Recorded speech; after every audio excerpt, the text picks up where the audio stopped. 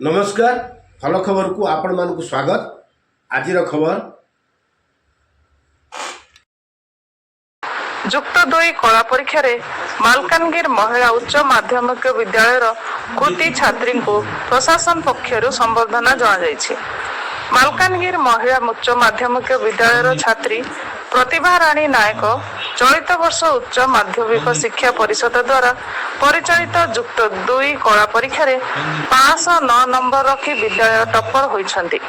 एही अवसर रे जिलापाल कार्यालय ठारे अतिरिक्त जिलापाल तथा उच्च माध्यमिक विद्यालय परिचालना कमिटी सभापति सोमनाथ प्रधान कृति छात्री प्रतिभा राणी नायक को पुष्पगुच्छ दे संबर्धित करथिले। एही संबर्धना कार्यक्रम रे महिला उच्च माध्यमिक विद्यालय अध्यक्ष दुष्पंद कुमार जेना, वरिष्ठ सांबादिक तथा पूर्वतन साहित्य एकाडेमी सदस्य रत्नाकर दास, अध्यापक सुनाधर पुजारी, मृत्युंजय शतपथी एवं विद्यालय अन्यान्य कर्मकर्ता उपस्थित थिले। विद्यालय अन्यान्य कर्मकर्ता उपस्थित रही प्रतिभा राणी नायक उज्जवल भविष्य कामना करथिले।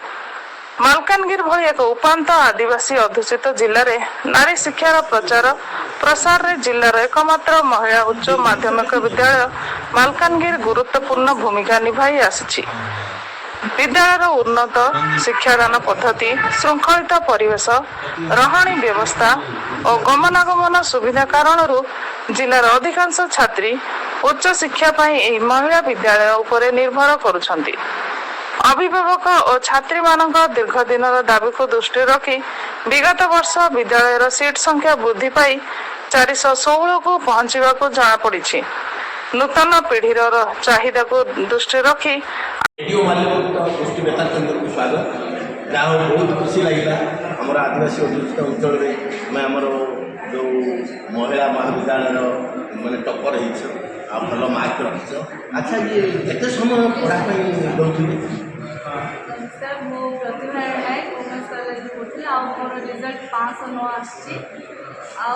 पाठ प्रति बहुत ध्यान दूसरी आम कॉलेज भी प्रिंसिपल सार सार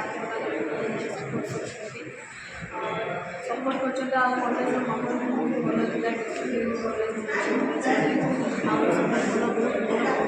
मत बहुत पचारे सपोर्ट भी कले सपोर्ट करके मत पूरा हौसला देले जे नहीं। केते घंटा पढ़ुले? मो दिन को कॉलेज टाइम सब मिसिक 7 घंटा निज माने घरे भी अच्छा यहाँ जो टपर होती माने आम कॉलेज टपर जो होती क्या श्रेय देवे?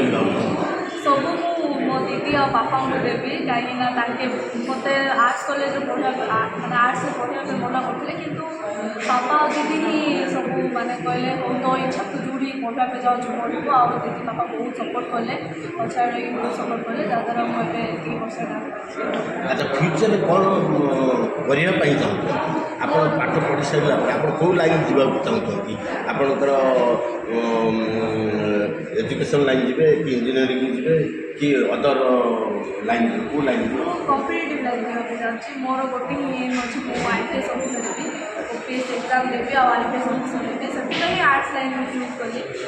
ओपीएस एग्जाम देवाई आर्ट्स बहुत हेल्पफुल थे तो मुझे आर्ट्स नहीं मोर गोटे आगामी स्वप्न रही आईपीएस जाओ आम रेडियो माल्यवंत गोष्ठी बेतार केन्द्र आपणकर उज्जवल भविष्य कामना कर निश्चित भाव में आगामी दिन में आईपीएस अफिसर यही मालकानगिरी जिले में कार्य। धन्यवाद।